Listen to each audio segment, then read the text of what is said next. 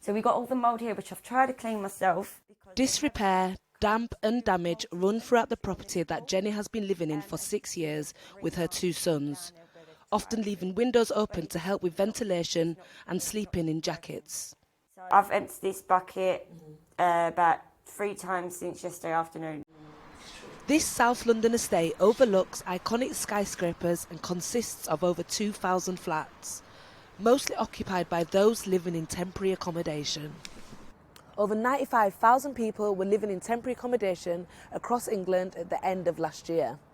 A report by Shelter found a direct link between poor housing and poor mental health. Over half of adults surveyed were suffering with depression, and children were over 3 times more likely to demonstrate mental health problems. We've come to this estate to meet 2 women who exemplify this linked crisis. But this is the bed that the boys and me sleep on. Jenny and her children often share a bed together as mould has completely damaged most of their furniture. She regularly checks the weather forecast to plan accordingly, because when it rains outside, it pours inside and insects fall through. They've woke up screaming because the beds in the room and the beds are soaked. And I've had to get them up, put them in the bath, because I don't know what the stuff that's coming down on there. I've had to put them in the bath at 3 o'clock in the morning, knowing that they've got school in the next day. Living with depression, she believes that the constant concern of not knowing what she might come home to next and worrying about her children's health heightens her anxiety. The boys will come in here while I'm cooking dinner, and I'll shout at them to get out because I won't let them in here. Because I think to myself, I'm breathing this in, I don't need you to breathe it in, because if they end up being sick, I don't know what I would do. Because of the whole depression and everything, and I'm feeling low and how the house is, I don't let anyone in the house at all. And your kids are not allowed to bring anyone round? No. But I don't even let them go to anyone else's house, because I'm worried that they are not going to be, they're going to see someone else's house, go and say, why ain't we got that? And then it will get me so upset. I just don't, it's something I'm not prepared to go through that. You don't want anyone to, in case they smell of mould. Mould. Jenny has contacted her housing officer multiple times with no major resolution, and says she is unable to give them access during school runs or her working hours, which she cannot afford to lose. Have you been offered other properties by the council? We got offered another temporary accommodation, but in a place just across the road, which we asked them, is there a possibility that it's going to be the same issues? And they couldn't promise that it wouldn't be. Across the estate, over 6 floors up, Raquel lives with depression and her 5-year-old daughter. Isolated and frightened, with many of the other neighbouring flats on her floor boarded up.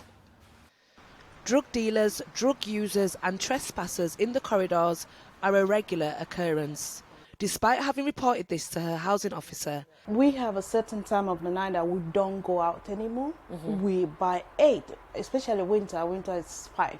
I used to take the stairs to some exercise. I stopped because I always meet people there, and always sometimes negotiate to say, please, 8th floor, 7th floor, 6th floor is empty.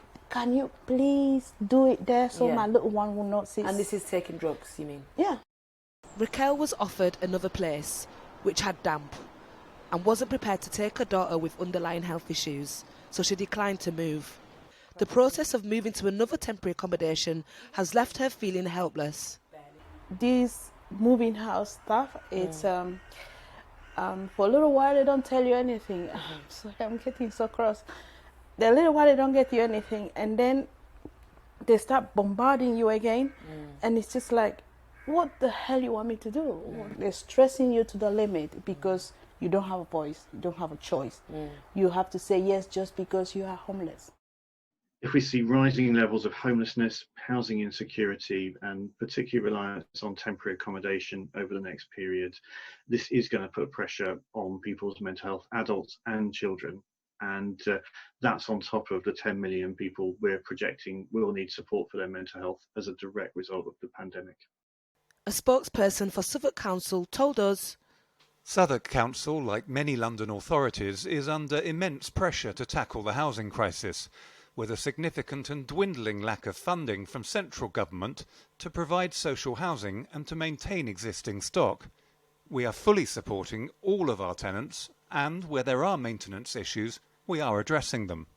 Our ageing stock is expensive to run and maintain and will cost a lot to meet new safety requirements as well as making greener. The rent does not cover it. But for Jenny and Raquel, who are facing an uncertain future, the prospect of finding somewhere for their families to call home hangs in the balance of a mental health and housing crisis.